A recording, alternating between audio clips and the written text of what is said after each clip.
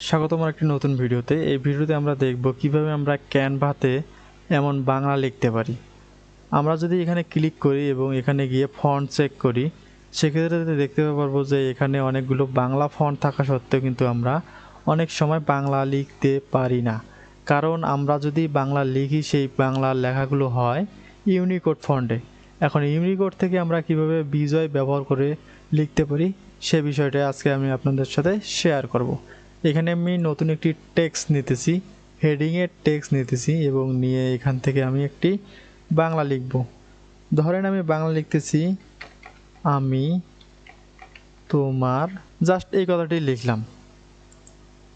এই কথাটি লেখার পর আমি যদি এখান থেকে বাংলা ফন্টে ক্লিক করি, সেক্ষেত্রে দেখতে পারবেন যে পরিবর্তনটা কোনো হচ্ছে না। এই পরিবর্তনটা না হওয়ার কারণ কি?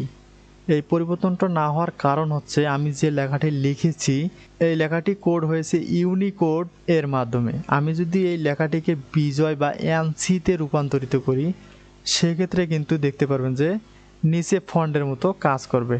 আচ্ছা, আমি এই লেখাটিকে এনসিতে কিভাবে রূপান্তর করব চলুন দেখে নেই। ছোট্ট একটি ট্রিকের মাধ্যমে আমি এই লেখাটিকে এনসিতে রূপান্তরিত করতে পারি।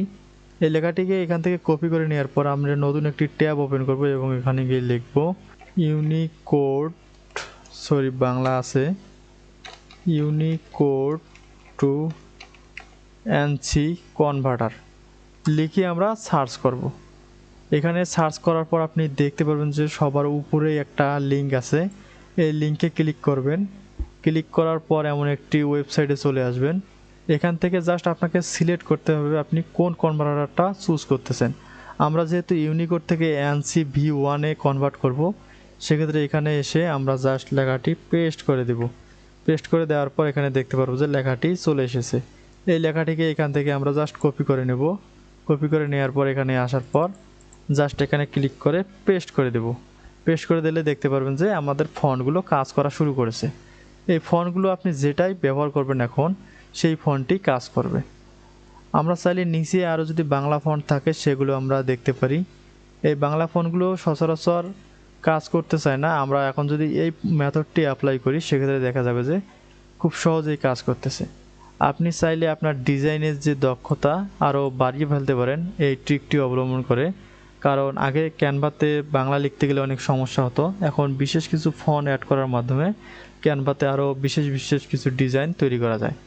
এখান থেকে দেখতে পারবেন যে আমি এই ডিজাইনটি তৈরি করেছি আমাদের ওয়েবসাইটের প্রমোশনের জন্য। খুবই মিনিমাল একটি ডিজাইন। এই ডিজাইনে আমি একটি থিম ব্যবহার করেছি, সেই সঙ্গে বাংলা কিছু টেক্সট লিখেছি। আপনিও চাইলে এমন কিছু ডিজাইন তৈরি করতে পারেন আপনার প্রতিষ্ঠানের জন্য এবং নিজের জন্য। এমন হেল্পফুল ভিডিও দেখার জন্য অবশ্যই চ্যানেলটি সাবস্ক্রাইব করে পাশেই থাকবেন। পরবর্তী ভিডিও দেখার আমন্ত্রণ জানিয়ে ভিডিওটি এখানেই শেষ করছি।